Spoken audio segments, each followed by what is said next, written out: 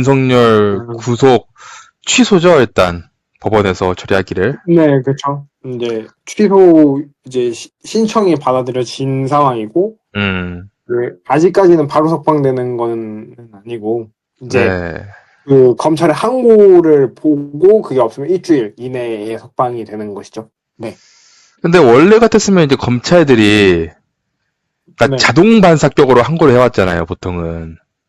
네네. 그러니까 이거 뭐야, 재판 결과 법원에서 이렇게 했어. 나 바로 항고. 이재명 이거 무죄? 바로 항고 이랬잖아요, 지금까지는. 그죠. 그게 우리가 생각하는 검찰의 예. 아주 당연한 모습? 그런데 이렇게 지금 항고 결정이 늦어지는 거에 대해서는 어떻게 보세요? 왜 그런가로 보세요? 그러니까 좀 이가 판결이 좀 이례적이긴 합니다. 그러니까 보통 뭐 시간 단위로 쪼갠 건 그렇다 하더라도 예. 약간 대놓고 공수처와 이제 검찰이 그 영장을 좀 상의하고 나눠 가졌잖아요. 그러니까 토스해서 가져가는 거잖아요. 네. 그러니까 그 부분을 문제 삼았다는 것이 굉장히 이례적이고 이거는 판례가 없다는 식으로 하면서 이제 계속 끌고 가고 있는데 이 부분은 사실 굉장히 사실은 한 방 먹었다. 물론 이걸로 공처가 바로 폐지가 된다거나 네. 이제 탄핵의 뭐 가능성까지 그냥 위험해졌다 이건 절대 아닙니다만 이런 식의 태도를 보이는 것은 다른 의미로 위험한 것은 맞거든요. 그러니까 그쵸. 뭔가 수사에 대한 제동은 반드시 필요하고 저의 닉네임처럼 그리고 네. 분산이 필요한데 이런 부분에서의 제동이 제대로 걸려버렸다. 참모를 우려가 있는 거죠. 앞으로 다른 내란 수사의 다른 부분도 밝혀져야 하는데 네. 그 부분에 있어서 굉장히 암초를 만났다라고 생각이 듭니다. 그러니까 지금 이 법원에서 결정을 내린 사유가 두 가지잖아요. 네. 한 가지가 이제 날짜를 뭐 시간대로 해가지고 그 시간대가 네. 좀 불합리했다 하나랑 네. 이제 그 수사를 했던 체포를 했던 공수처는 수사권이 없는데 왜 공수처가 윤석열을 체포했냐 이거를 이제 딴지 건 거거든요. 수사권이 없다라기보다 그 부분에 대한 판례가 없기 때문에 조금 따져볼 필요가 있다 이렇게 또 피해갔죠. 근데 이 부분이 저는 굉장히 좀 위험하다. 라는 부분이 있습니다. 뭐 이 부분이 물론 다시 윤석열을 항고해서 구속시킬 수 있다라고 저는 봅니다만, 그러니까 공수처의 모든 부분을 부정하는 건 아니에요. 이 판례 자체가. 네. 근데 이렇게 악용될 수가 있겠죠. 그러니까 군이나 경찰이나 모든 사람들이나 다른 범죄를 저지른 사람들도 이런 식으로 공수처나 어떤 수사기관과 협의를 했을 때 네. 이제 공수처가 조금이라도 공수처가 개입을 하게 되면 이 부분에 대해서 이 판례를 따져보자. 이렇게 들어올 수 있기 때문에 굉장히 영장 청구나 압수수색 부분에서 굉장히 위험해질 수 있다. 그러니까 공수처가 이제 내란 수사권은 없는데 수사권에 대한 영장을 당시에 이제 법원에서 발부받았잖아요. 그러니까 내란에 대한 수사가 없다라기보다 네. 그게 명확하지 않다는 겁니다. 없다는 판이 조심해야 돼요. 그러니까 정확히 말하면 네. 법원의 판단을 해석을 해드리자면 네. 국가 특수 공무원, 그러니까 5급 이상의 특수 공무원에 대한 여러 범죄에 대한 수사권은 공수처가 명백히 가져올 수 있는데 지금 그러니까 검찰과 협의하는 부분에 있어서 명확하게 공수처가 가진 권한이 어디까지인지 판례가 없다예요. 이 공수처가 권한을 행사한 것까지는 이해하겠는데 어디까지 행사가 되었는지 여태까지 판례가 없기 때문에 명확하게 어디까지 인정을 해줘야 될지 모르겠다라는 해석으로 보이거든요. 그게 더 정확할 것 같은데. 그러니까 지금까지 공수처가 그 고위 특히 이제 대통령의 내란에 대한 수사를 했다는 판례가 없으니까. 네, 그렇죠. 근데 대신에 이제 고위 공직자 수사처니까 네. 이제 5급 이상의 공무원들은 다 수사할 수 있는 거잖아요, 공수처가. 그렇죠. 그 어떤 뇌물 혐의나 여러 가지 특수한 범죄 혐의가 있다라고 하면 이제 그 기준에 대해서는 정해진 게 따로 없다는 거죠, 일단은. 그렇죠. 정해진 게 따로 없으니까 이거 뭐 일단 5급 이상 고위 공직자를 수사하는 과정이니까. 근데 사실 이게 되게 웃긴 게 예. 공수처가 예전에 경무관이라든지 그러니까 다른 수사기관들 예를 네. 들어서 지금 뭐 수사영장을 반려하는 부분이 있잖아요. 경호처 이런 부분에 대해서 네네네. 명백하게 가져올 수 있다고 또 명시가 돼 있거든요. 그러니까 사실 이런 거죠. 국무회의 때 국무회의를 제대로 진행했느냐 안 했느냐가 논점이 됐잖아요. 그 서류가 공식적으로 있느냐 없느냐. 네. 그러니까 그 국무회의를 진행하고 뭐 자료를 폐기하고 이런 부분이 있죠. 계엄에 관련된. 네네. 그 부분은 또 공수처가 명백히 가져올 수 있는 부분입니다. 그러니까 사실 예. 공수처 영향이 있었네. 네. 그러니까 그렇게 해서 권한이 법이 된 거구나. 없었다라기보다 이 판결이 굉장히 위험하고 좀 저는 어이가 없을 수 있다라고 판결하는 게 어떤 부분이냐. 네. 그러니까 공수처가 국무회의나 어떤 국가 기밀에 대한 서류 폐기나 어떤 수사에 대한 방해를 수사할 수 있는 권한이 없어요. 그러니까 있어요. 권한이 있는데 그거를 직접적으로 수사해 본 판례가 없고 이 공수처가 과연 어디까지 검찰과 협의했는지 명확한 자료가 없기 때문에 우리는 이제 이거를 조금 그 석방을 통해서 네. 석방을 통하고 재청구하는 부분을 통해서 다시 보겠다 이런 식의 태도거든요. 지금 현재를 보면 이 부분은 사실 굉장히 좀 이상하죠. 그쵸. 악용될 우려가 큽니다. 사실은. 일단 이게 좀 찝찝한 부분이 없지 않아 있긴 해요. 과정들이. 네, 그쵸. 그러면 일단은 이제 항고 결정이 나올 때까지 우리가 기다리는 수밖에 없고 그것 때문에 이제 내일 또 토요일 집회가 엄청 열기가 뜨거울 것 같은데 네. 일단 검찰 내에서는 지금 상황이 어떨 거라고 예상하세요? 저는 이거는 사실 검찰이 제대로 보여줘야 한다라고 보고요. 뭐 물론 믿진 않지만 왜냐면 이 부분에 있어서는 네. 그러니까 원래 정상적이라고 한다면 그러니까 지금 보시면 공처의 권한이 아예 없다는 게 아니라 이 권한이 어디까지 행사가 됐는지 불명확해서 논란이 있으니까 재검토해보겠다 이런 식의 태도이기 때문에 네. 근데 사실 검찰과 협의를 해서 했기 때문에 사실 공수처는 오늘도 즉시 항고할지 지켜보겠다 우린 협의를 했다라고 하는데 이 부분에서는 사실 검찰이 제대로 항고하지 않는다면 계엄에 가담하는 것이고 내란에 가담하는 것이고 앞으로 우리가 협력했다 하더라도 언제든지 그런 수사 지휘권에 대해서 오염시킬 수 있다라는 거를 남겨두는 거잖아요. 근데 이 부분은 사실 최소한의 양심이 있으면 사실 검찰이 바로 진행을 해야 되는 부분이니까 해야 된다라고 보는데 저는 검찰을 믿지는 않습니다. 믿지 않는 부분은 어떤 부분 때문에 그러세요? 그러니까 지금 검찰 내부에도 그 본인들끼리 이제 좀 대립구도가 있을 거 아니에요, 내부에. 그러니까 저는 가장 우려가 되는 부분은 어떤 점이냐면, 네. 그러니까 경호처 압수수색 영장을 반려했는데 공수처가 그걸 수사한다라고 했단 말이에요. 네. 근데 사실 그거는 뭐 공수처와 검찰의 파워 게임이라 하더라도 이제 사실 윤석열의 구속 문제에 대해서는 만전을 기해야 되는 게 맞습니다.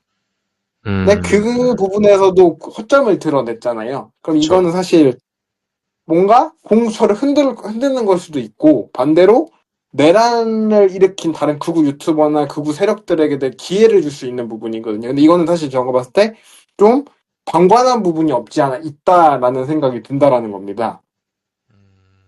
그래서 이 부분에 있어서 저는 검찰에 대해서 사실 큰 기대는 안 하는데 또 아이러니하게도 이거를 계속 이런 식으로 방관하면 검찰이 진짜 해체되거든요.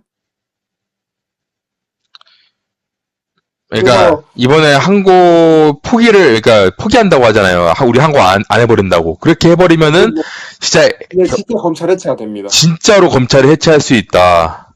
네, 그렇기 때문에 할 거라고는 개인적으로 예상을 하는데 사실 지금의 검찰의 행태가 매우 미심쩍은 것도 맞고 여태까지 잘해오지 못했기 때문에 이거는 솔직히 말해서 어떻게 말씀드릴 수 있을지 잘 모르겠어요. 아, 저 지금 너무 위험한 것 같은 게, 일단 네. 법원 결정에서 검찰의 이제 결정이 되는 거잖아요. 쉽게 얘기해서.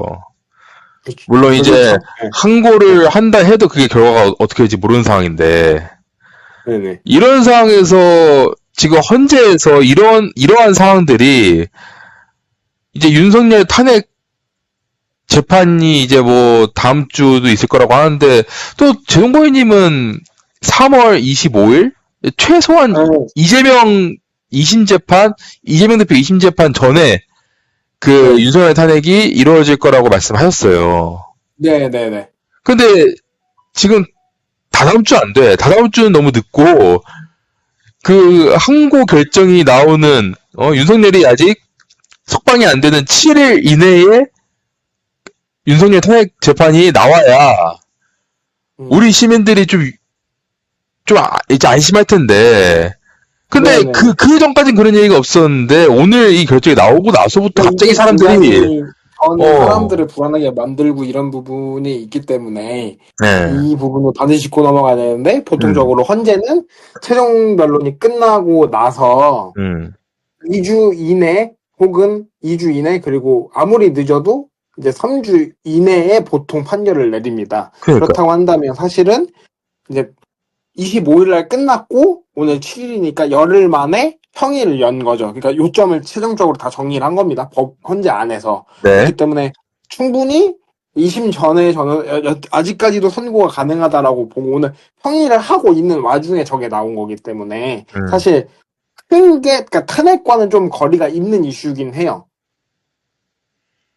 탄핵과 거리가 있는 이슈이긴 한데 음, 사실 여기서 우리가 주목해야 되는 점은 어떤 점이냐면 네, 요번에 공수처와 경찰이 음, 우리가 알고 있는 검찰의 부패적인 방식의 수사를 좀 벗어나서 네, 계엄이란 특수한 상황, 그러니까 내란이란 아주 특수한 상황에서도 어느 정도 성과를 냈단 말이에요. 유의미한 성과를 내고 있는 상황이고 이 부분에 있어서 분명히 수사권에 대한 조정과 수사권에 대한 개혁이 완벽하게 갈 수 있겠구나 하고 내란에 대해서 음, 확실히 박근혜 탄핵 때보다 진일보하게 이제 뿌리를 뽑을 수 있겠다라는 기대를 가졌는데 네, 이게 좀 사실 많이 무너지는 듯한 불안감을 가지고 있잖아요.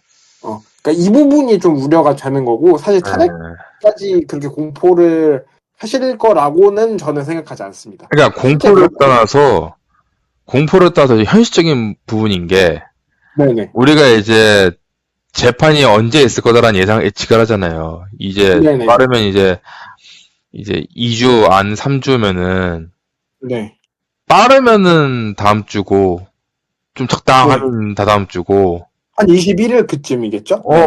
3월 말에도, 다다음 주. 뭐, 맘먹으면 3월 말에도 나올 수 있는 거거든요?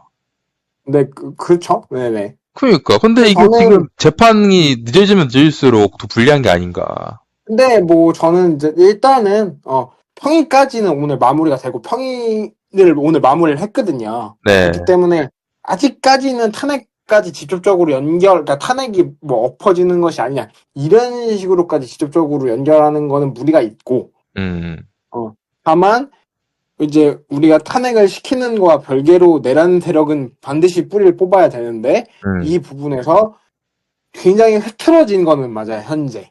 음, 그래서 이 부분에 대해서는 스트레스를 사실 국민 여러분들 그리고 이 영상을 보시는 분들이 많이 받으실 거라고 생각하거든요. 네. 그래서 저도 굉장히 우려가 되는 건 사실입니다. 예를 들어서 그 우려를 구체적으로 어떤 점이 우려인지. 그러니까 사실 저는 이 부분에 있어서 네, 적어도 이재명 대표가 대통령 후보 최종 후보 되셨을 때 음, 바로 취임을 하면 내란을 뿌리 뽑을 수 있는 단계까지 기초적인 수사는 다 마무리되어 있어야 한다고 생각을 합니다. 그래야죠.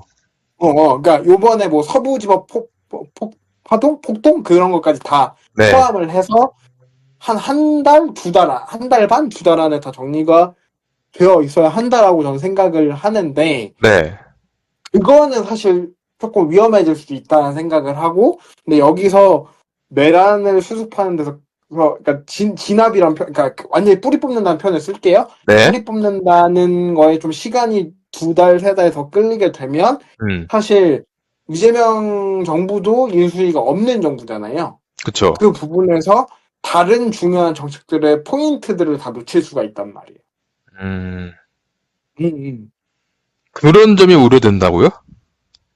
네, 그런 부분도 있고, 그러니까 그 내란이나 이런 거를 뿌리 뽑는다고 최선을 다했는데, 이 딜레이가 되는 과정에서 생각보다 뿌리 뽑히지 않을 가능성도 있거든요. 아, 뿔을 뽑아야 그러니까, 되고, 청산해야 네, 되는데, 그러니까 안 될 수가 저는 없다. 이 내란의 모든 과정에 수사기관과 언론의 부패와 모든 부분이 다 터져 나와서 이 상황이 터졌다라고 봅니다. 물론 빠르게 진압된 건 사실이지만, 근데 이거를 그러니까 전체적인 걸 다 개혁할 수 있는 방향으로 잡아서 빠르게 치고 나가야 되는 부분이 분명히 있거든요.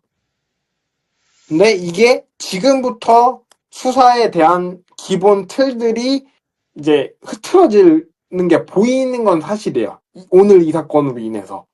그래서 그러니까 생각보다 열심히 했는데 뿔이 안 뽑힐 가능성도 있고, 이 딜레이 되면서 정말 필요한 다른 개혁들, 예를 들어서 뭐 지금 부동산 PF도 있을 것이고, 반대로 뭐 기본 그 소득 시리즈, 뭐 지역 화폐 이런 거를 안착화시켜서 사회적으로 경제적 안정을 가져와야 되는 부분도 분명 있을 거라고 저는 보는데, 그런 부분들이 다 뭐 수정되거나 딜레이 될 수 있다. 일단 잠시만요. 네. 아까 전에 검찰이 항고를 포기하면은 검찰 해체 수순까지 밟을 수 있다 했잖아요. 네. 어떻게 해요? 그러니까 이걸 빌미로 네.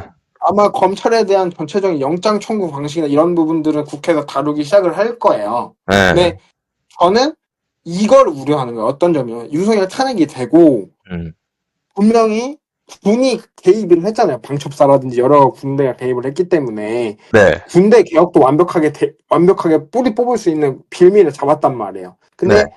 이 수사를 하고 이제 그러니까 재판을 하고 이런 부분은 검찰의 기소를 기대할 수밖에 없단 말이에요. 근데 이 과정에서 검찰이 이렇게 목리를 부리면 다시 검찰로 이제 칼날을 옮겨야 되는데 이거를 명분을 확실히 잡고 있는데 과연 외부에서 얼마만큼 빠른 시간 안에 도려낼 수 있느냐. 네. 그게 조금 아이러니하다는 거죠. 아니, 제 말은, 그런 걸 하더라도 우리가 정권을 받은 이제 이재명 대통령 뭐 아무튼 다음 대선이 이루어지고 나서 다음 정권에서 해야 할 일 아닙니까? 그렇죠. 그거는 당연하죠. 근데 다음 정권이 저는 이게 지금 너무 멀리 나왔다 생각하는 게 지금 당장의 검찰들은 그러니까 본인들이 살기 위한 국리를 할 거 아니에요. 그러니까 저는 그렇게 하는 거예요. 이거를 항고를 한다 하더라도, 네. 그러니까 그냥 좀 깊게 보자면, 네. 검찰 해체를 막기 위해서 항고를 할 겁니다. 네. 그러면 이거는 그냥 최소한의 조치예요. 근데 이 과정에서 만약에 윤석열을 다시 올가매고 뭔가 주도권을 검찰이 가져온다라고 했을 때 검찰 개혁을 어디까지 할 수 있느냐라는 문제를 봐야 된다는 겁니다. 그러니까 이게 꼬여버렸어요, 전체적으로. 꼬이는 거는 저 솔직히 지금 우리가 친위 쿠데타라는 게 이제 일반 쿠데타가 아니라 일단 정권을 먹기 위한 쿠데타가 아니라 기존의 정부가 내란을 일으킨 구도가 돼버려가지고 지금 모든 기관마다 그 내란 관련된 사람들이 그대로 안착돼 있어요. 검찰도 마찬가지고 경찰도 군인도. 그 수사를 누가 합니까? 그것도 내란 심우정 검찰총장이. 경찰이나 공수처가 하겠죠? 경찰이 그러니까. 하고. 그러니까 거기에 이게 불안한 거지. 내란에 대한 사람들이 없느냐? 그건 아니잖아요. 그러니까 여기서 제가 말하려고 했던 건 뭐냐면 네. 탄핵과는 별개라는 거예요. 근데 과연 탄핵 이후에 민주정부 사기가 들어왔을 때 네.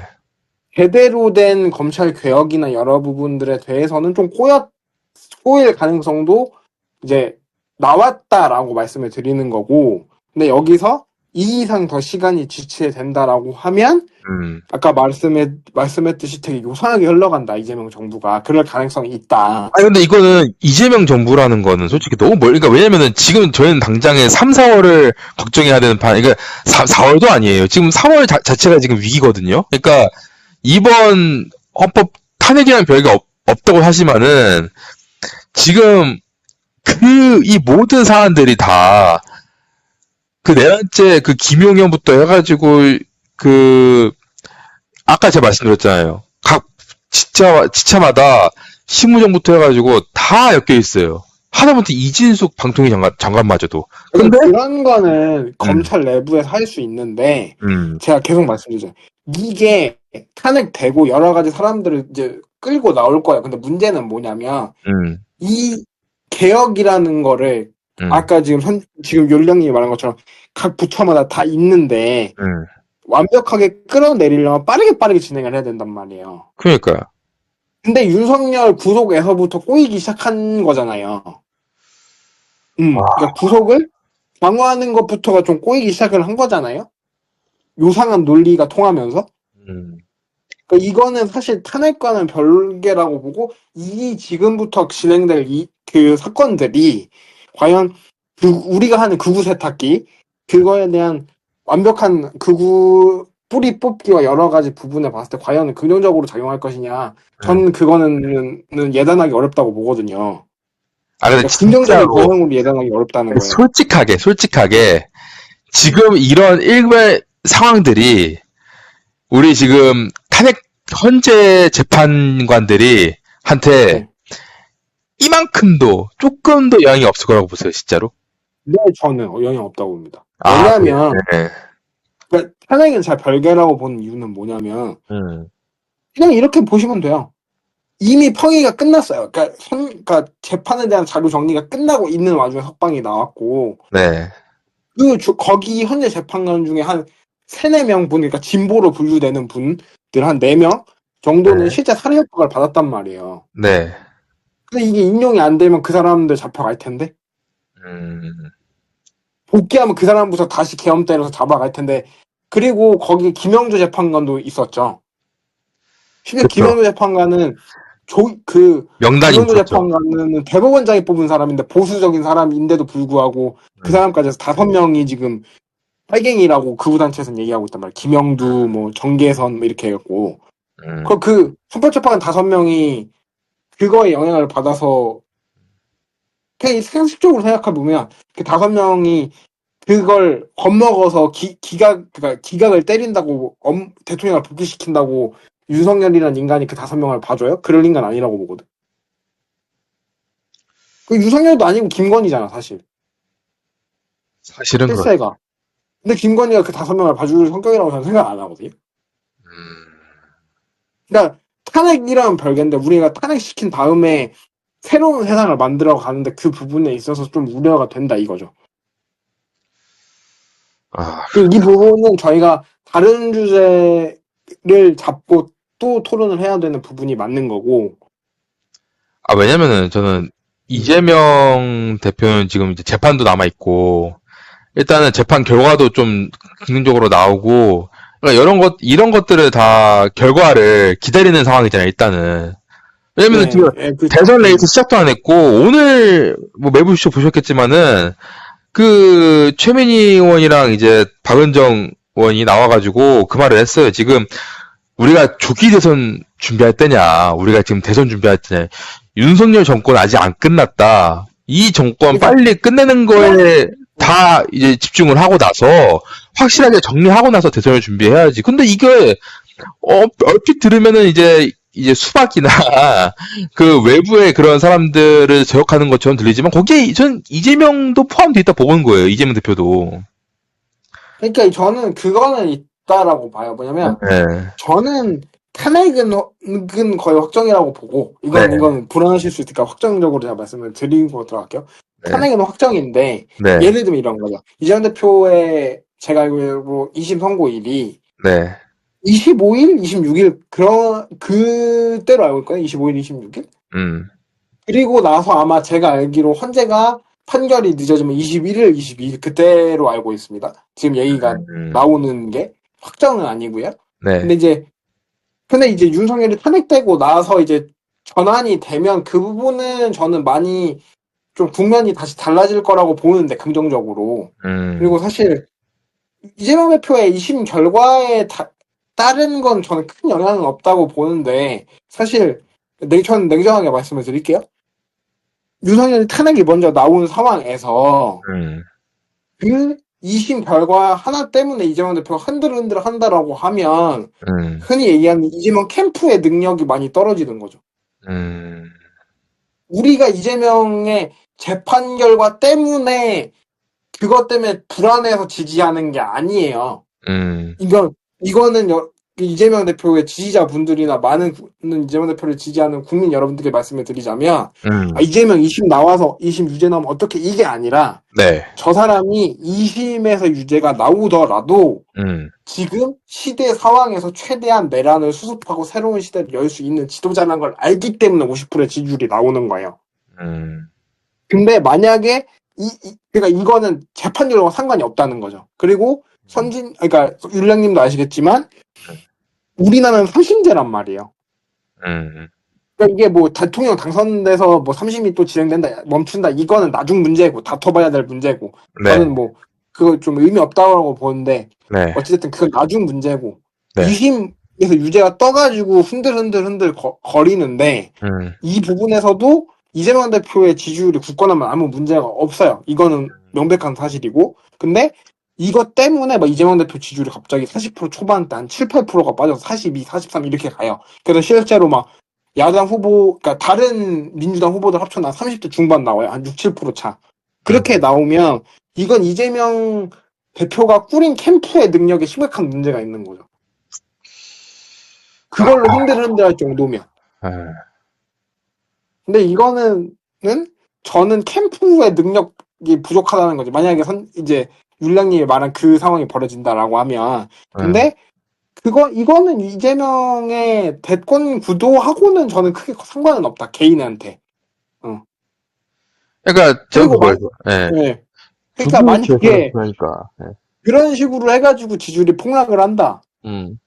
그러면은 캠프의 문제고 엄밀히 말하면 이 사람을 그러니까 허락을 한 이재명 대표가 좀 실수를 한 건데 네. 그건 아직까지 뭐 결과적으로 나온 부분이 없기 때문에 이제 제가 확정적으로 말씀드리기는 어렵고요. 다만 이재명 대표의 대권이 바로 날아간다. 2심 때문에 이재명 대표의 지지율이 확 떨어진다. 이 부분은 아닐 거예요. 만약에 떨어진다면 이제 2심이 나오고 불안해서 좌고우면하는 이재명 캠프의 여러 모습들 때문에 떨어지는 거겠죠.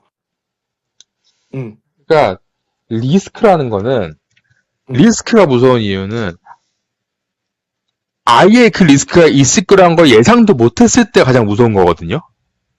네, 그 리스크는 저는 그렇다는 거예요. 근데 그 리스크는 맞습니다.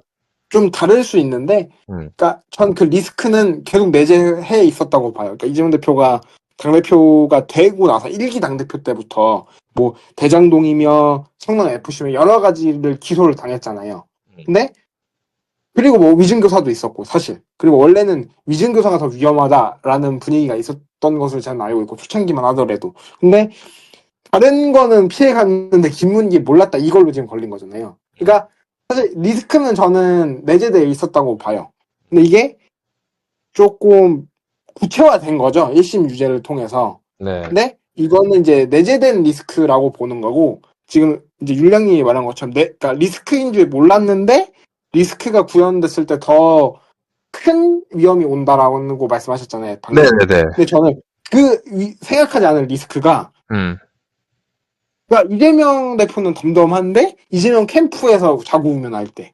아니 캠프가 아니라 민주당 전체가 지금 그러니까 야당 전체가 그러진 않을 거예요. 아무도 예상 않을 거고. 그러니까 아무도 예상 못했잖아요. 이번에 오늘 결과가 나올 거라는 거를 야당 측에서는 다 예상을 못했으니까 다 충격받은 거잖아요. 오늘 이러한 그러니까 저는 이거 자체가 이재명 대표의 당선과는 아예 크게 상관이 없다라고 보는 거고 아직까지는 그거면 이제 그렇게까지 가면 진짜 좀 그러니까 세게 제가 이거를 당선에 연결시키는 게 아니라 이거는 저는 지금 당장을 말씀드리는 거예요.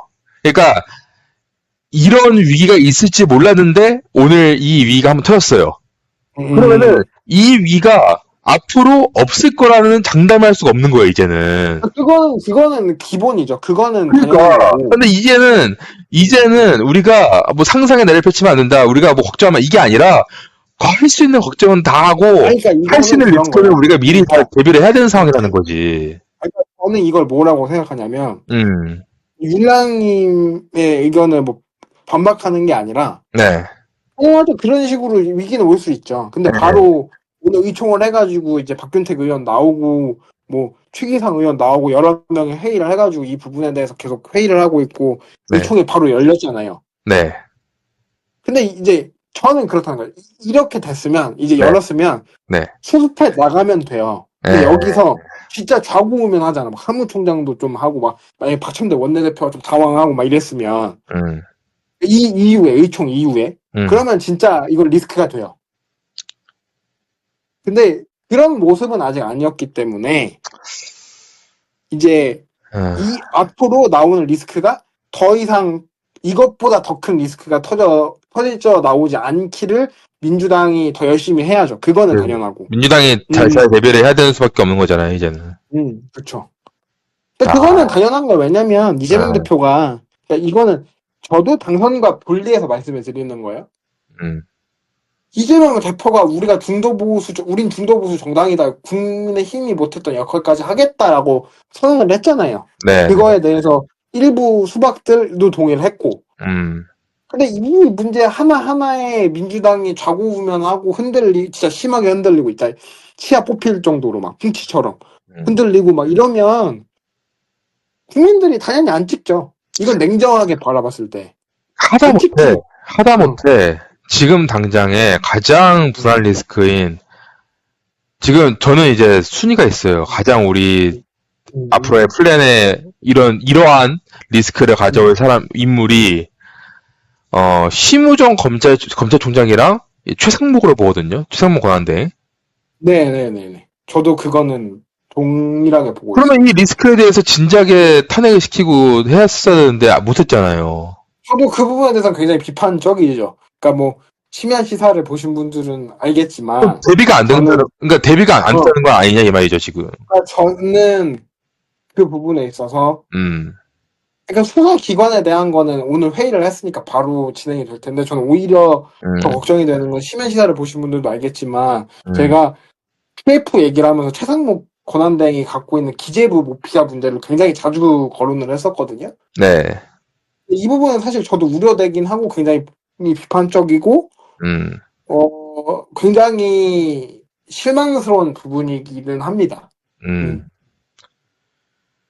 그러니까 지금 우리가 결과로서 그러니까 리스크라는 결과를 맞이했으니까 우리도 그걸 대비하고 있다는 결과를 내야 돼 이제는. 그러니까 이미 그거는 당연한 거고. 뭐 TF 끌어가지고 국회에서 논의하고 있으니까 그거를 믿고 있을 상황이 아닌 거야. 이제 민주당도 또 다시 연달아 탄핵을 하든 뭘 하든 역풍이 불든 말든 결과를 내야 돼. 우리가 이렇게까지 지금 이제 하고 있다는 거에 대해서. 근데 지금 그게 없으니까. 그러니까 꼭 결과라기보다는 그러니까 이제 이건 당선인과 다시 분리해서 말씀을 드리면 결과라기보다는 네. 이제는 민주당이 조금 더 집권 세력으로서의 안정감도 보여줘야 하지만 그렇죠. 액션이 필요해요. 꼭 결과를 만들어내지 못하더라도 일을 진행하는 모습들이 있구나 이 정당이 그 부분은 반드시 짚어주고 넘어가야 되거든요. 근데 이 부분은 저도 이제 율량이 말한 것처럼 심우정 쪽에서 터진 거잖아요. 심우정과 여러 가지 그 부분은 반드시 이제 오늘 의총을 열어서 TF팀을 구성을 해서 짚었기 때문에 분명히 액션은 필요하다라고 정리를 할 수 있겠습니다. 알겠습니다. 지금 저희가 할 수 있는 거는 계속해서 이 사람들이 어떤 식으로 액션을 취할지를 계속해서 지켜보는 수밖에 없는 것 같습니다. 아무튼 오늘 또 고생하셨습니다. 개인적으로 이 얘기는 더 안 다뤘으면 좋겠어요, 사실은. 어떤 거요? 잘 수습이 돼서 오늘 이후로 이제 좀 이제 저희가 좀 신나는 분위기로 명태균 리스크 얘기하고 저쪽 다 뭐 오세훈 날라갔다 홍준표 날라갔다 그러니까 하다못해 특검이라도 빨리 추가시켜야 돼 지금. 그러니까 이제 사실 그래서 이 얘기를 하고 싶다라는 말씀을 드리면서 예 액션을 뭔가 해야 된다라는 말을 마무리하겠습니다. 그래서 거부권 하면은 거부권에서 탄핵시키던가 그리고 어떻게든 특검을 해야 우리 쪽에서 수사를 하든 칼이 생기지 무기도 없어 지금 저희는 아무것도 하는 게 없잖아요 지금. 그러면서 지금 어제는 이재명 대표 잼저씨 해가지고 뭐 청년들이랑 같이 공기놀이 하고 이렇게 영상 올리고 있고 뭐 하는 거야 이게 지금. 야 이거는 어쨌든 저는 정말로 윤석열 불법 겸에 대해서 확실한 처벌이 있길 바라는 마음으로써 계속해서 이렇게 제동거인님과 앞으로도 이런 정황들을 계속해서 지켜볼 거라는 걸 말씀을 드리면서 오늘 방송 마무리하겠습니다.